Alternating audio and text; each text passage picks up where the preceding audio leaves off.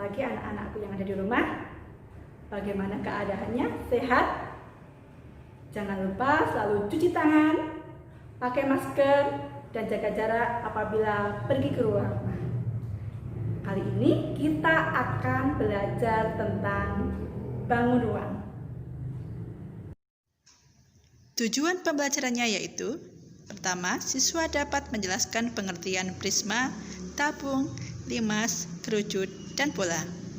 Yang kedua, siswa dapat menjelaskan sifat-sifat prisma, tabung, limas, kerucut, dan bola. Mari kita simak penjelasan berikut ini. Pengertian dan macam-macam bangun ruang. Pengertian bangun ruang.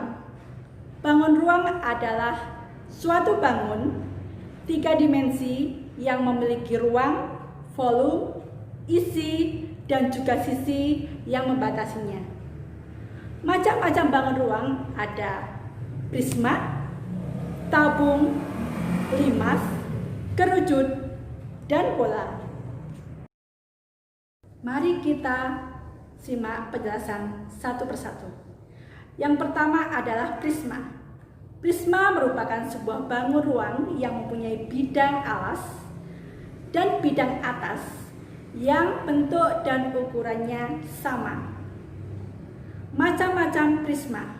Ada prisma segitiga, prisma segi 4 berupa kubus dan balok, prisma segi 5, dan prisma segi 6. Yang membedakan adalah alas maupun atasnya. Sekarang kita akan mempelajari sifat-sifatnya, yaitu sifat-sifat prisma segi 4, khususnya balok. Yang pertama, mempunyai bidang atas dan bidang alas berupa segi banyak yang berbentuk dan ukuran yang sama. Yang kedua, mempunyai bidang tegak berbentuk persegi atau persegi panjang.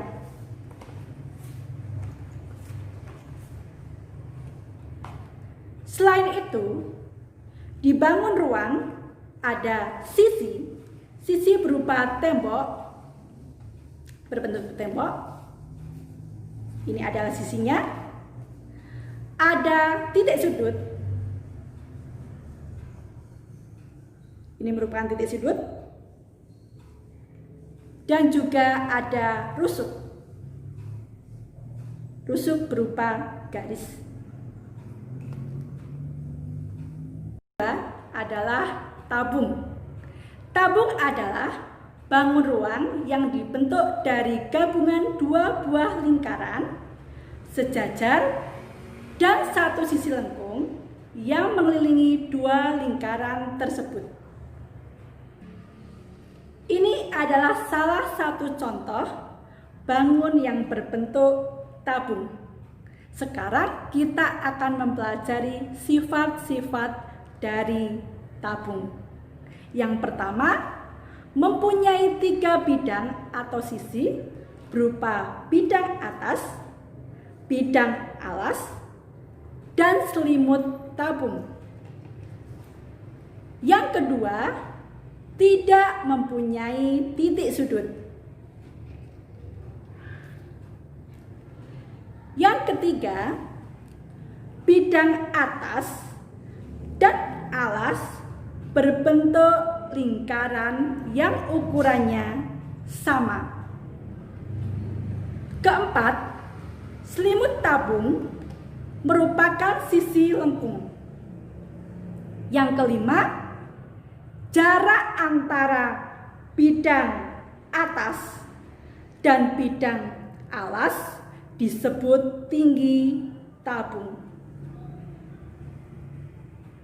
Yang ketiga adalah limas.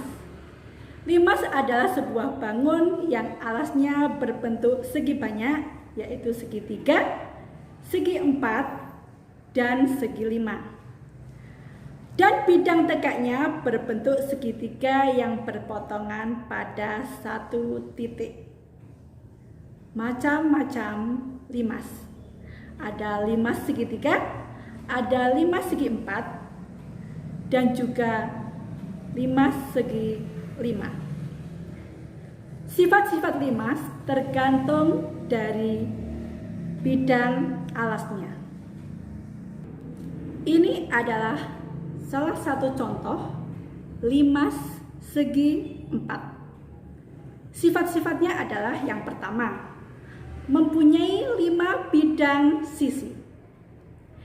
Yang pertama ada alasnya berbentuk segi 4 dan keempat sisinya yang berbentuk segi 3. Yang kedua, mempunyai 8 rusuk dengan 4 ukuran yang sama. Yang ketiga, mempunyai 1 buah titik puncak atas. Keempat adalah kerucut. Kerucut adalah bangun ruang limas yang alasnya berbentuk lingkaran. Ini adalah salah satu benda yang berbentuk kerucut. Sifat-sifat kerucut bisa kita lihat pada benda berikut, yaitu yang pertama, mempunyai 2 sisi yang terdiri dari sisi alas dan sisi selimut. Kedua, sisi alas berbentuk lingkaran, sedangkan sisi selimut berbentuk sisi lengkung.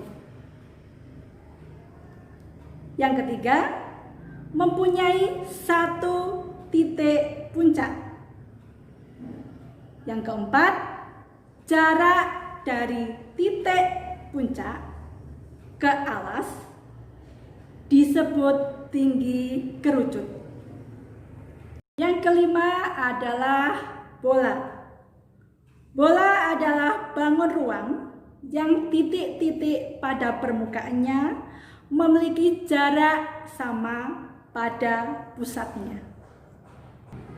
Ini adalah contoh benda yang berbentuk bola. Sifat-sifat dari bola. Yang pertama, mempunyai 1 buah sisi. Sisi tersebut berbentuk lengkung dan tertutup. Yang kedua, tidak memiliki titik sudut. Yang ketiga, tidak mempunyai rusuk.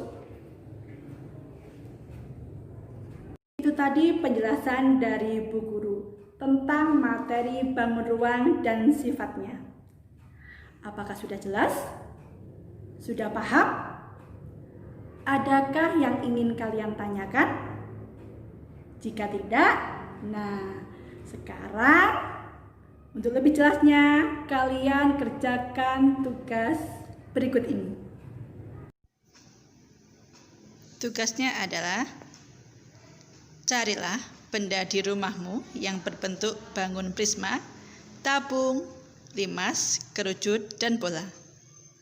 Tuliskan benda-benda tersebut pada tabel berikut dan beri tanda centang pada kolom yang sesuai bentuk bangun ruang. Kemudian berilah alasannya pada kolom keterangan. Demikian penjelasan hari ini. Tetap semangat, jaga kesehatan, dan tak lupa Bu Guru mengucapkan banyak-banyak terima kasih atas perhatiannya. Wassalamualaikum warahmatullahi wabarakatuh.